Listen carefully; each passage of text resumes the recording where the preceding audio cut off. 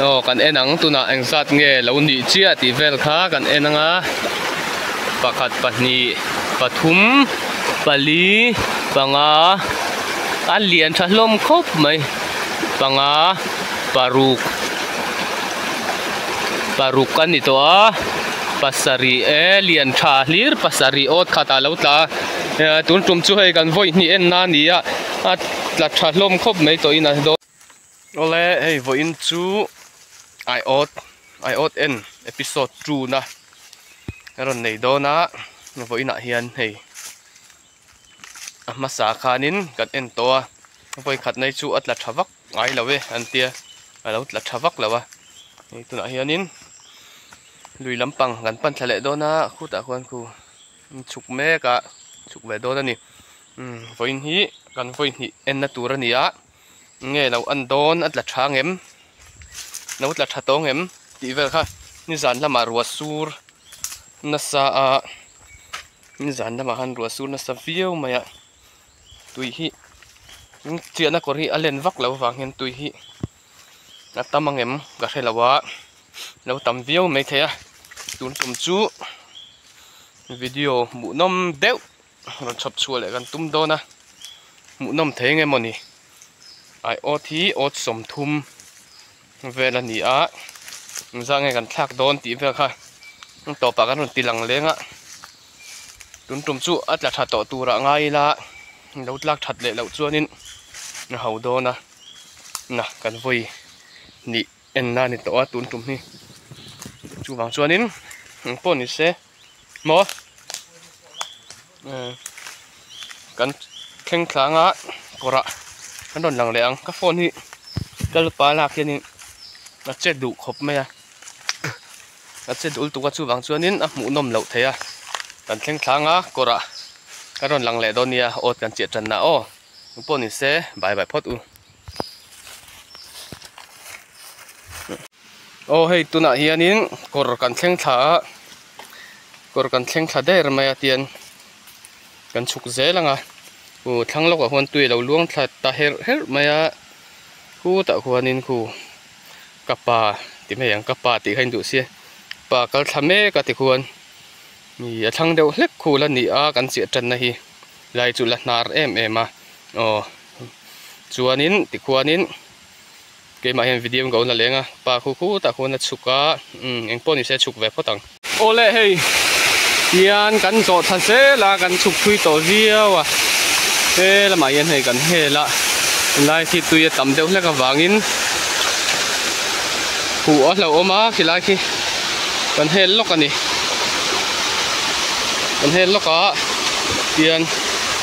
ni tui hi alo tam ve ang reng rewa rina hianin tiang kan chuk tha zelanga nina lai o ta ni em o nang hrelawa lai o ta ni chuanin rinai tui hi lo tama alo no ve du don de uri rinain lai po hi o ta ni chuan no phui khopang nina ha omang emoni o thi omang emo hei dapa om lo mi lại chuan lo om lo wa tiang kan chuk tha zelanga tui hi tam deuh leka tong rinanga ya beng cheng deuh leka ina hei chuanin hei thanga kon lo oma ot hei masaber ania tuni kan foi ni en na nia laien oma lo omangem kan en sinang kan voi ni en na nia voi khat en na ai nenge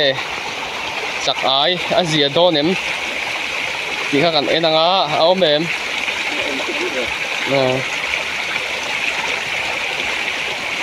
insat nge omang pakhat ta oma ku da huan hei iron bomb ka a that vak to lo wangin nei adang kan eng lawa kulai gon pakhat talo ma o ta huanin masaber la hianin ate po da ve te o thil leng lo nang ka mang du ben pathum lai chu lo tla ve ni hei na o masaber a lai hi o chena masaber ni ya kan chiar tawang kan mukim lo em ti te kha lo oma o thum ot khata pathum malo tla ni dang ai chonin an zia tura ngai la a cho pol a that hiu ka an la ine the dai pakhari khung mai ot ma sabera pathum malo tla ve ei tlak ve pa ngai tak tian kan en that ve langa engzat nge ot engzat nge kan nei ti po kan chiang to lawa ot khatna pathum malo tla a phasa ai ha chon tla thatura kan ngai dewa kan en zel podang kal podang o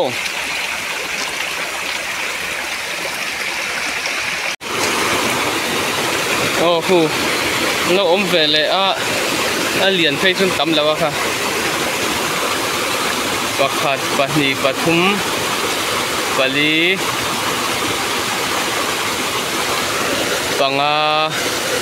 panga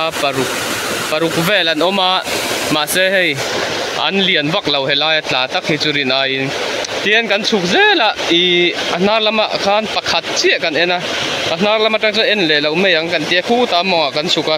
hela hi kan en top ber a top kan chi top ber na ni tian I chau zong in kan en le si don ani hei ot ni kan en na nia I tak chu lo tla tama ma ro chu lian em lawa ranina tian hei ot ni kan en na nia a dot le kan en leang ole hi kan pathum en na ania tian na chira kan soita kan khan na lama tang khan en thak kan tum seta amaro chu hi tuite hi kan rap nuwa ot te mu lo a lo om kan ti dewa tui lo tam deu box sia tian na mong lama tang kan en chawa hi ot thum kan en na nia ot hi kan muki mangem kan phelawa tui lo nu ve deu hlek box sia khu an lo tam khop maya le ina tun trum chu kan voi ni en na ni boka khu an rol lian thalom khop mai an lo tam thei khop mai chak ai do ni na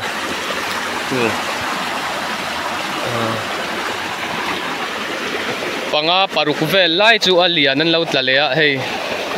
an tam khop mai tun trum chu a fu tan do ne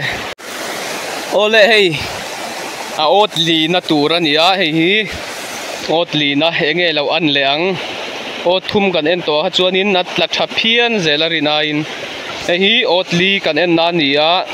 tui hi tama beng cheng deuh hleka wangin phone nai deuh hleka hian ka tong zela I tong ri kha hriat lo a lo om deuh hleka tuna hianin hei ot li na kan en le meka atla em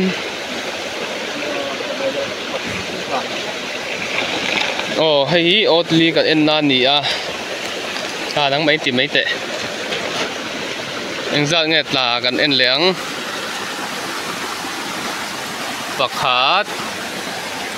pahni ai la thau te til video siam nang ka du do na te kha pathum pali atenen pali alo tla vele ni a cho kha da bel nga em ngai khi lawanga pali alo tla ve a otli kan en na ni a hei hi ni na tum dang ai chuanin atla tha chau zela tum dang a chuan pakhat te tla a tlak lo na te kha om ve a tun tum chu hei ni la om lowa la ta tha phian mai rin a in ina ni azia tura nga yang otli na hania ot nga na kan en leang ole hei hi ot nga na kan en le don me ka ta hianin enge lo an le don ni ot khata hian pali ai tle mi atla to lo tlang puya tun truma chuanin a lui lian ani lowa a da ma ngem phei chu kan hrelowa ama ro chu chak ai liana atla tha thei khop mai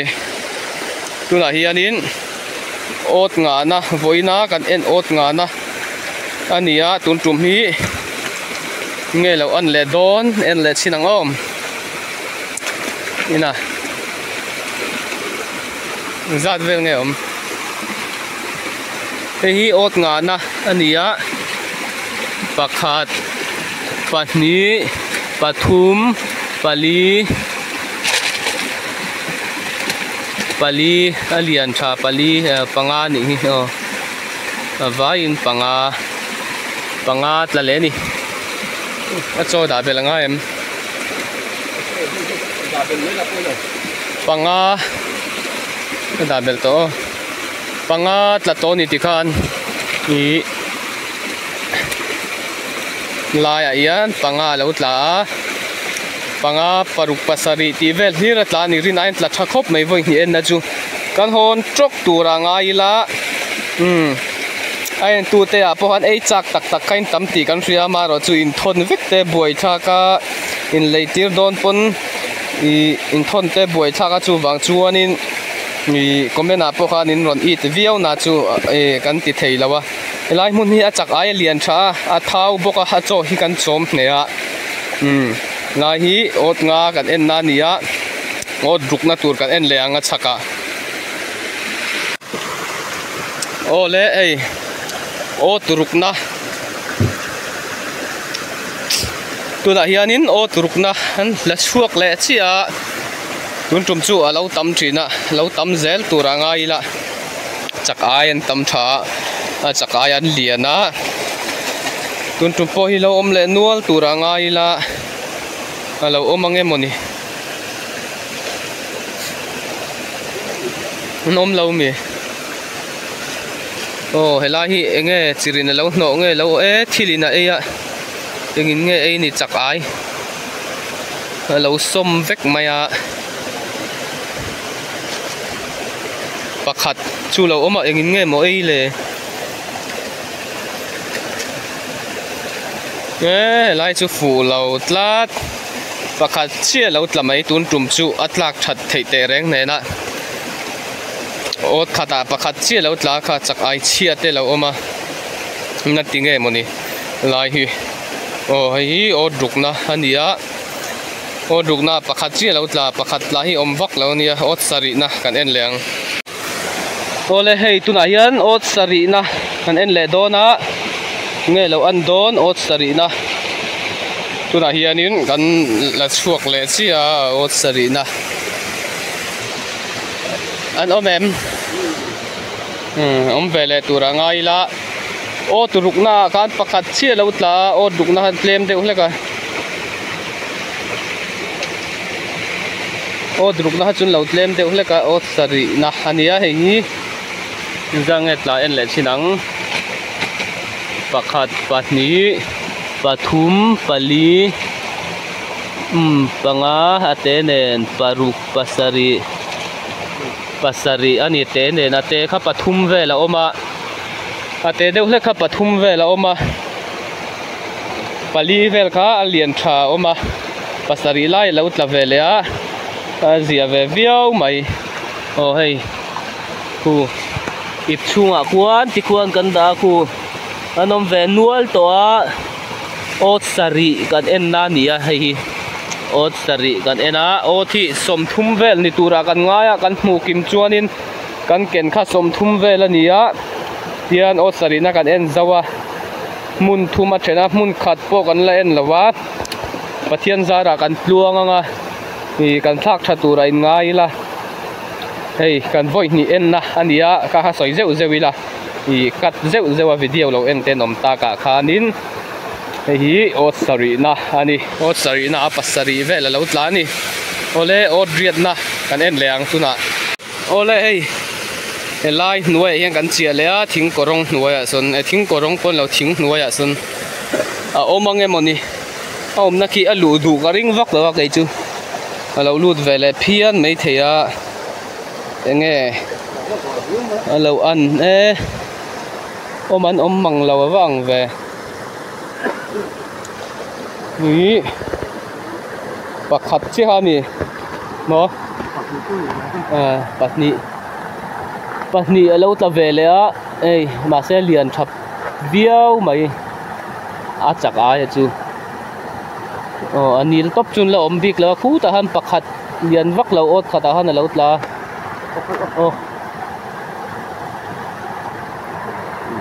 lian thap hop mai pahni alo tla vele ni kha chu chia son na turam sela om na khi rem lo mai ot khata pahni ot mundang atla tha theilu tuga ot khata pahni vele tla chu tlem kan ti to riau mai tumdanga chiama sakin pahni tla kha atla thapol te kha lo nia tun tuma chuanin hei ot khada pahnih chu kan hmu tlem tawh riau mai ole a dot le kan en leng ole hei a ot kuana kan en le meka enge lo an le don ni irinain I atla thalo tan riawa katia atir lama khan atla thaviawa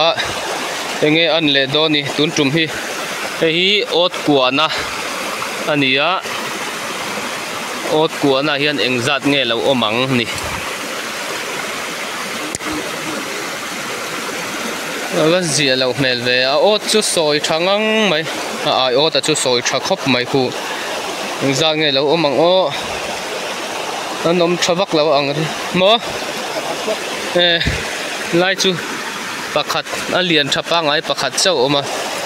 ai ot po hi a buai thak ve na chu a thena lo tla tha em em a thena tla tha lo nge moni om zia ni a chiana hmuna zir nge nianga an lu dan te kan hrelawa o eng po ni sela ot kuana hania hi ot somna kan en leng o kalo la har dewa ot somna kan phor le chi a tuna hianin lai hi om lo ka kan dap rei deuh leka ka kalo la man chia lawa among lampang khan tla thadu jok deuh tlat ani ka son nakina en le huna son thak deuh lek ngai ni rinain among lampang khan tla thadu jok tlat ina sin le mai tu lo hi ot somna pahni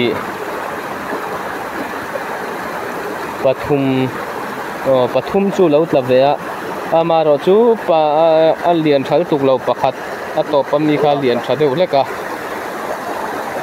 in aina tla thawak lo phian me nar lampang kati kan chau ena hi ot somna nia o ti kan hmukim theyang emoni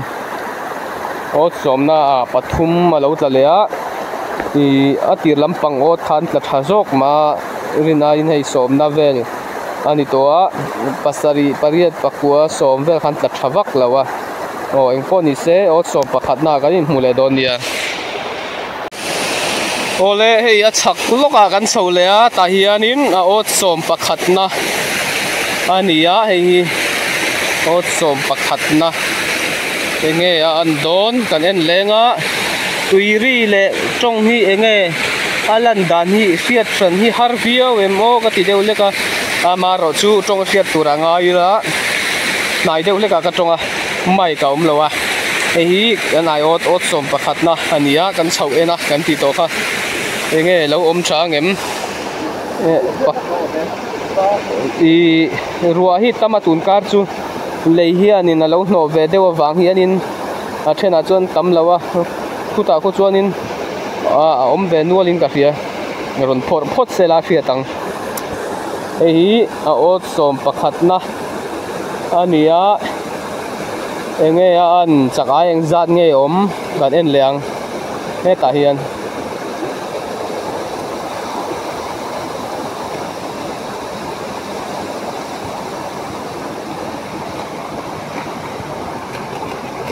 pakhat pahni pathum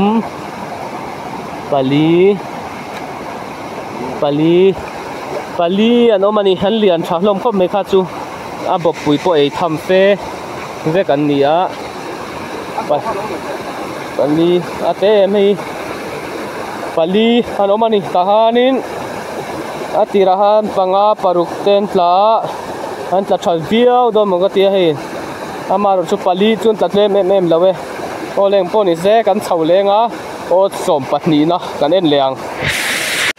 o helai hianin ot som pahni na ani a helai chu ha thuk khop me hei lei vung a chakain lei vung alo tlale ngala ali lo thuk khop me a emi lei vung hian a thanga konin alo block awangin hi ali thu khop me he kom na thang phe chu kong thleng kan da ya lampang hi chak lamania om ve nè bạc khát đâu lá nị chu ta hiền ốt khát nè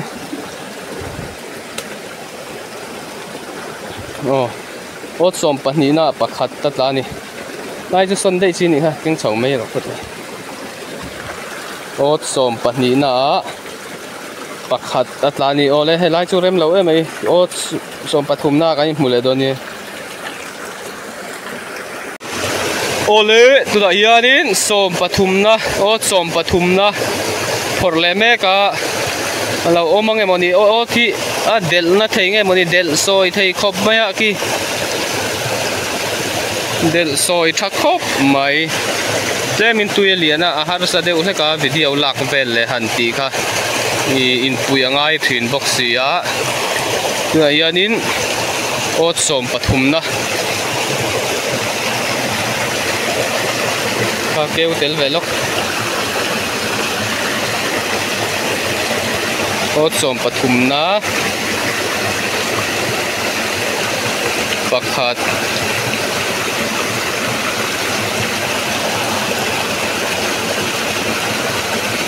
pahnih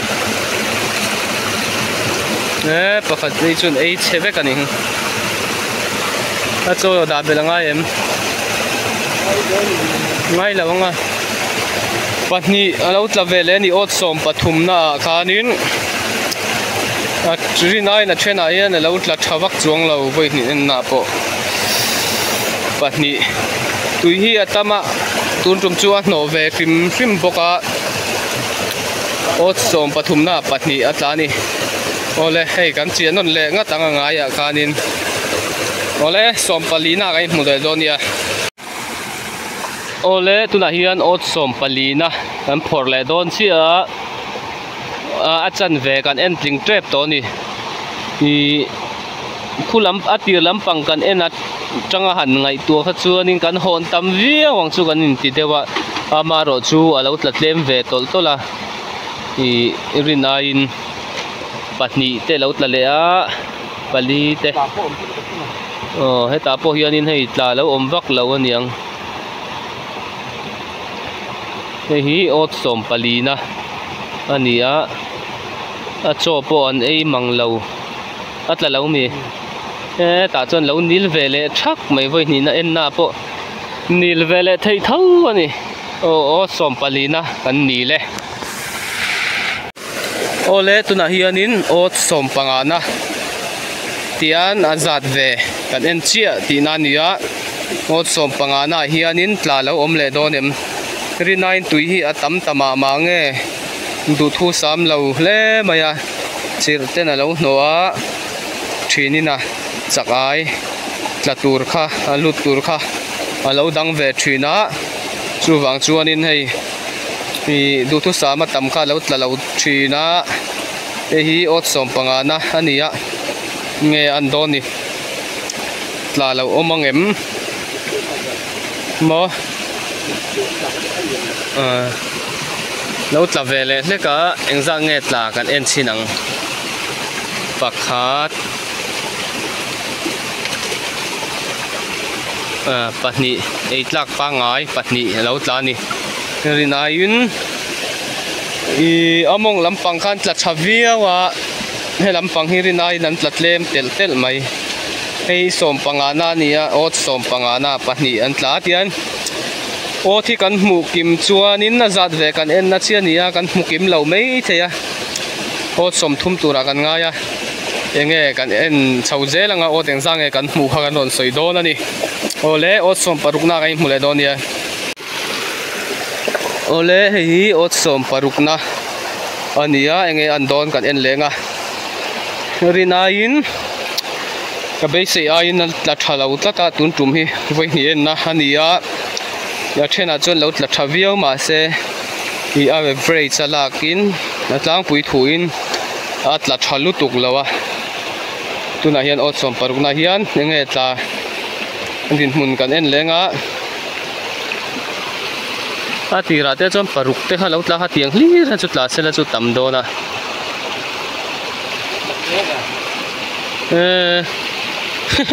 aba hau ve pakhat te tak te tlak lo aya tla ni e pahnih zawk lo tla a khu ha tla cheve chiang khop mai ngai na om lo ot khata pakhat velang tla ni kha he ot som paruk na ania tinge moni o an dangal dera moni tla thalo riau mai ot som pasari na kanin muleang ole tuna hianin ot som pasari na kan en le me ka enge an don ni ot som pasari na hania rinain som chunglam pang phe kha chu tla thalo khop me pakhat le pani en masak ber ang deuh tho kha lo nia tun tum hi ot som pasari na ania ki enge anang en don ni tam lâu thuyền tổ riêu mà nó liền cha pakhat pahnih ania lâu mềm te kha da tel thau te pahnih ate nen pathum ani chuak ange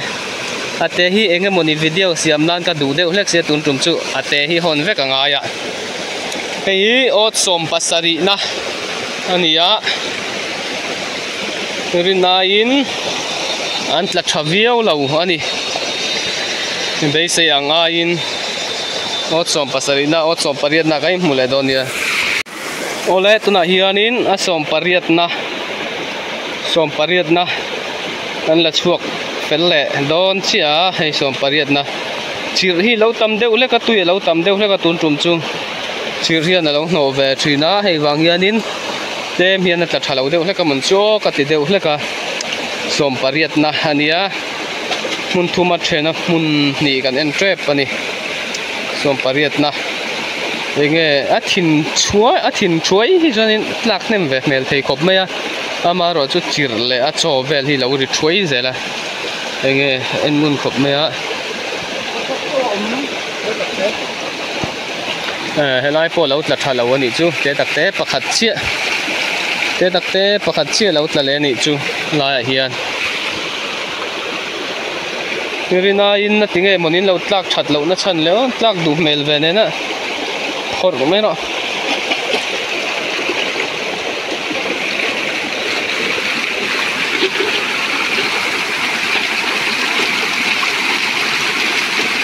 phải dễ thì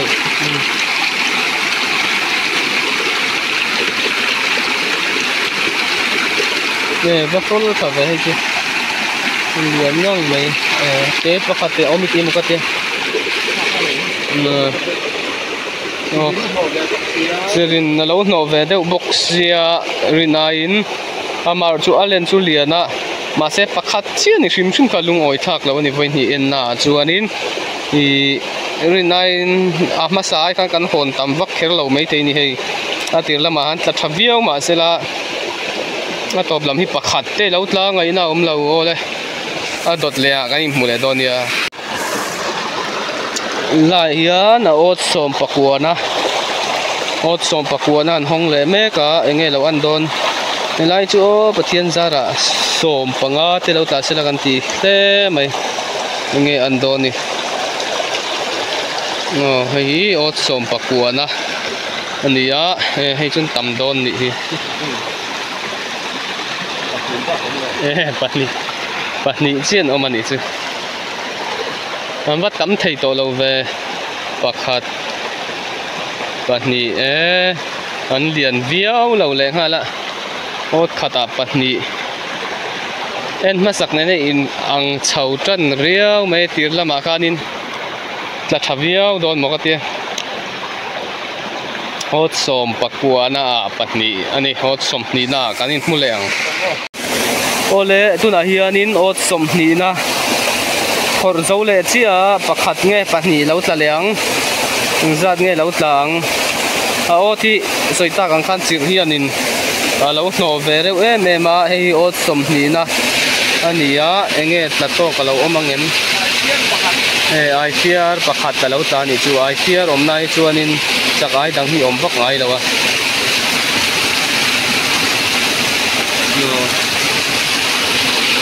ICR pakhat zong lo tla ni la thalo khop mai ho som ni na ni khat na kai muleang ole tuna hianin o som ni pakhat na nan phoi le chia hi ai o thi kan voi ni en na kan ti to kha soita kan khan hi kan tum ni en na hania ot pola thar khoba ma ro chu voi khat en na atla thawak lawan tia voi ni en na chuan soitel to lawa voi ni en na chu atla thalawan ti ngai lo ai fear pakhat chu lom le ngai me kha chi kha mi om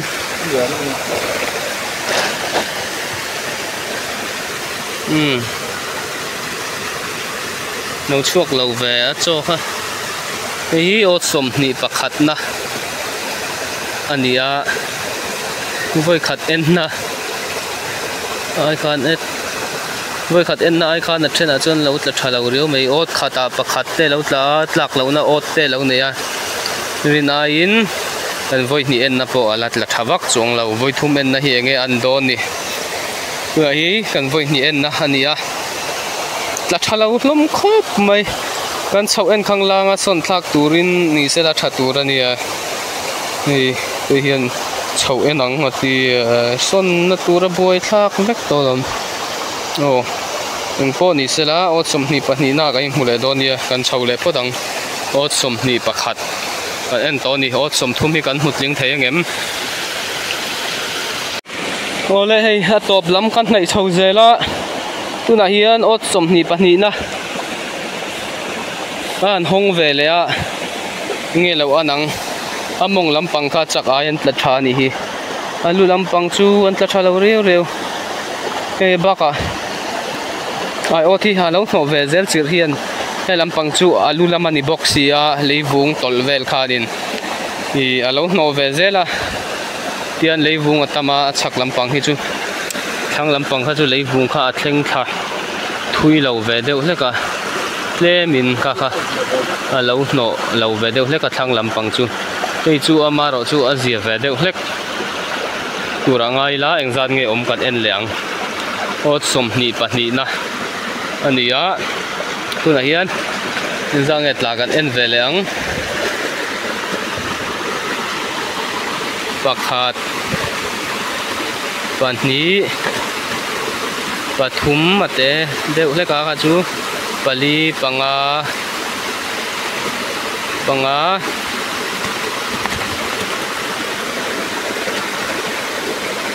paruk ot khata paruk kalo tla ni ta khanin tiang vel deuh lir khani sel chu ain hon teu thei dona ot khata paruk vel de tla se voina hian ot khata paruk pasari tla hi ot ni vel chia la oma chuwang chuanin ni atam lutuk lo mai the ina ho huna kan bun le chinanga mani ai khan atam em ti te kan enanga ot khata lai khan paruk lai lo tla vele he kan chi anon lenga lai a chuanin rinain tla thapian mai hei ot som ni pani na ania kan mukim don chuan ot riat vel langa ya kan mukim thengem ot hi kan frelowa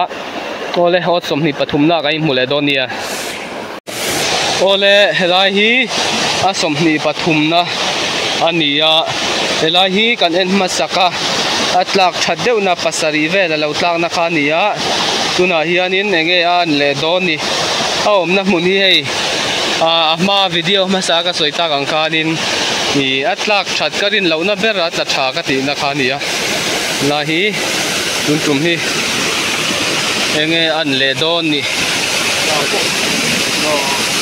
tla bak lo mai te masaka chona tla thangang maya helai hi a chopo an ATM deuh hlek an noi deuh hlek pathum oi poilo tok pakhat pahni an lo tla ni te min an ta ve deuh to an lon thei to lo aniang ngai tu a kham cheng che ve deuh hleka masaka din ni an lo om khom ho kha an tla zo deuh vek to thì lại chu cả là hát sa về đều lek cả thì anh nó chặt vắc lâu về đều lek cả đi nè ole cái som ni pathum na hani in garia ni lina karon lang leng ole hei o som ni palina ania hei kan en zo chuan o tur ku vel lom tura kan ngaya mu kim thei chuan ma kha neng zat chiang e kan chiang lewa o thi kan voi ni en na kan chiar thawa hei som ni palina ania hei atlang pui thu in among lampang kha lo tla tha a chak lama hian tlak that na chu om ve zeu na chu hi atlang pui thu in among lampang kha tla tha ta hian eng zat nge tla don kan en lenga tuna hianin hei chaw khan phor me ka en soinon lenga hei kan o thi kan voi hi en na ania e lian thangang mai hei pakhat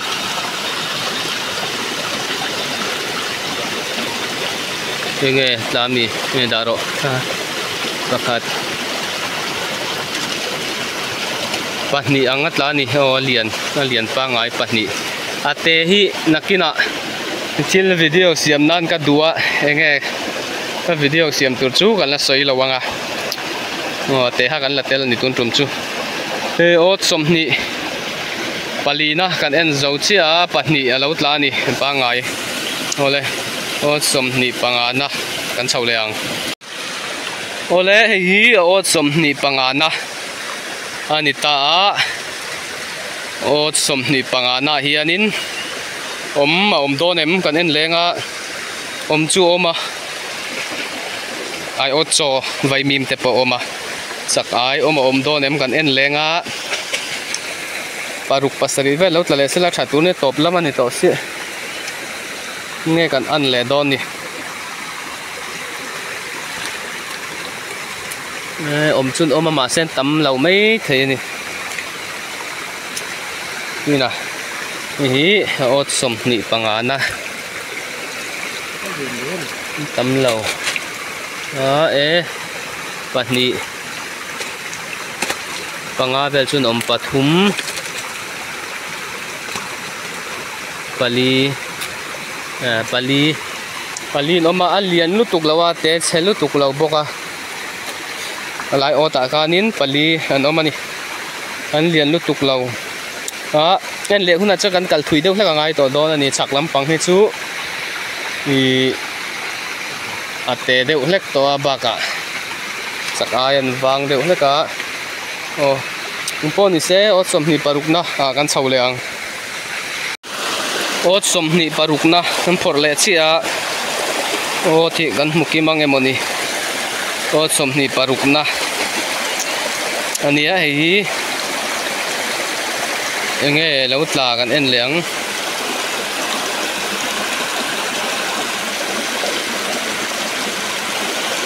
anom vak lo ani an tam lo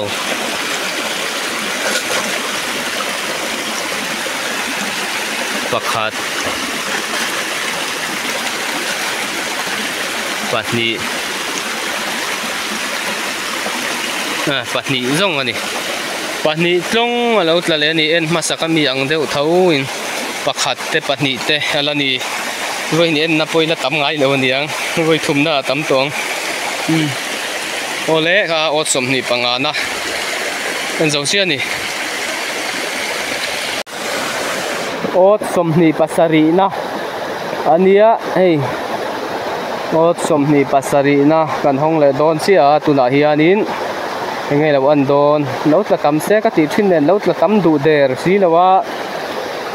lô khổ ngắn đủ xí ăn lô khổ thấy đi ngót big xí là waอย่างที่chú chia thiểm lẩu bó anh em chuông lẩu van này là van đuôi thế anh vẽ thế là mà hiện đến ra nghe là cái em lẹng ini pakhat date pakhat pahni pathum pali ate pali kang hau kha ni ahlok lo khop mai ali hi chakaya len mel nen hianin te takte te pali lo tla lian hawi khoyang en om zo ni ate hau hi cho cha an mang nge mani an phakar khop mai ni sari na nia pathum hi lo om tura kan nga ya lo om nge mani nen chho lenga o ril potram to khop mai o le ni sari na kai muleng a ni riat na antilea mi som ot som ni pariat na ania enge lo an don ni kan hong le dona ot hi mukim fra mila kan te khop me to hen ot som ni pariat na nia sek wanga om le om lo omang emonieng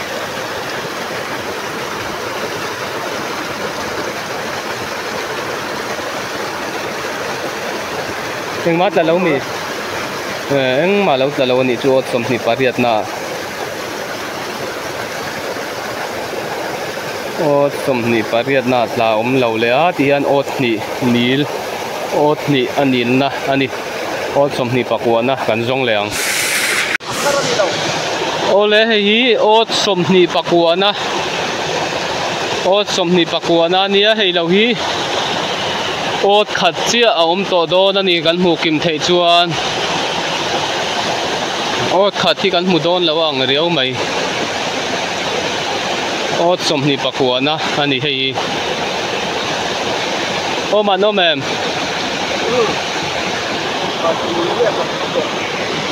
ole so hi ga akhung pakhat a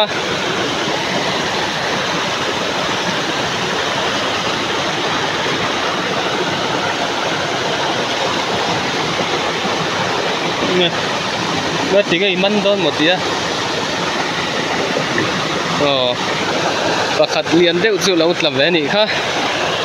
camera cả keng boxi á lệ làm in phone tít lạc cái lâu boxi á im pui har đều là cả ốt som ni pakona pa khát lâu ta lệ ốt khát thì lâu mang em cần chơi lâu á lâu chua na top na lâu xiêm don ni à lệ hay ot som thum na ania tla lo om chuanin ani lo ti na nianga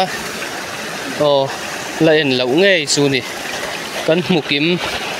mukim e ot po ti khan ot som thum chia ni ot som thum na nia taian huzang etla pahni lian tha deuh chu oma pakhat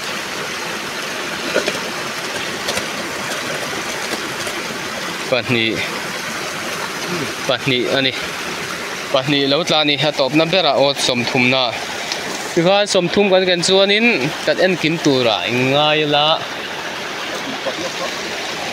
ina ole kha zong khan ni le phot sela kita kanin mule don ni